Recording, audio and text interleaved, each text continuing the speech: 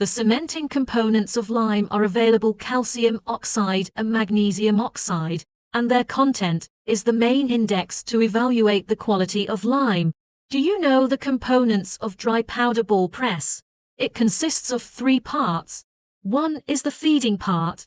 The feeding part of the lime ball press is mainly to achieve quantitative feeding, to ensure that the material evenly into the roller.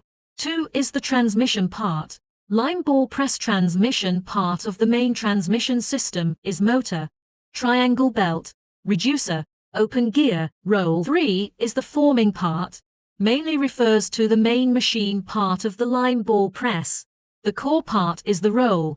When the feed between the 2 rollers is too much, or enters the metal block, the hydraulic cylinder piston rod is under pressure overload. The hydraulic pump will stop.